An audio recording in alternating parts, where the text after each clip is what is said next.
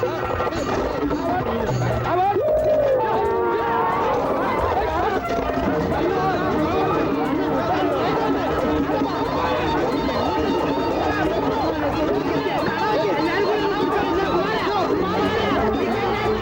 വർഷം മുൻപ് ഇതുപോലൊരു ഇറക്കത്തിൽ നിയന്ത്രണം വിട്ടതാണ് ഈ കിടക്കുന്ന ആശാനും.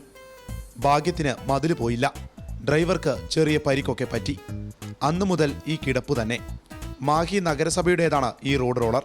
വീടിന്റെ മുന്നിൽ നിന്ന് ഇതൊന്നു മാറ്റിത്തരാൻ സുരേന്ദ്രൻ കയറാത്ത ഓഫീസുകളില്ല.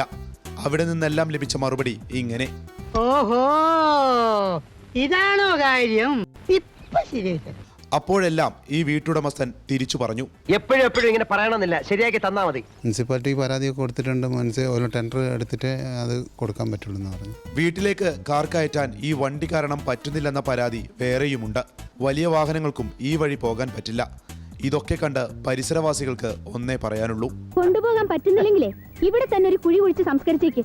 അസ്ഥി നമുക്ക് ഭാരതപ്പുഴയിൽ കൊണ്ടുപോയി ഒഴുക്കാം.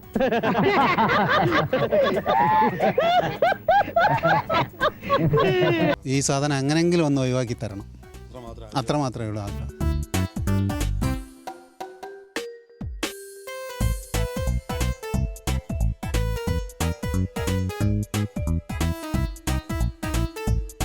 പോളിടെക്നിക്കിൽ പഠിക്കാത്തതുകൊണ്ടും എഞ്ചിന്റെ പ്രവർത്തനം സുലൈമാനോളം അറിയാത്തതുകൊണ്ടും ക്യാമറമാൻ ജിതേഷിനോടൊപ്പം തിരിച്ചു പോരുന്ന വിപിൻ സി വിജയൻ, മാതൃഭൂമി ന്യൂസ്, മാഹി.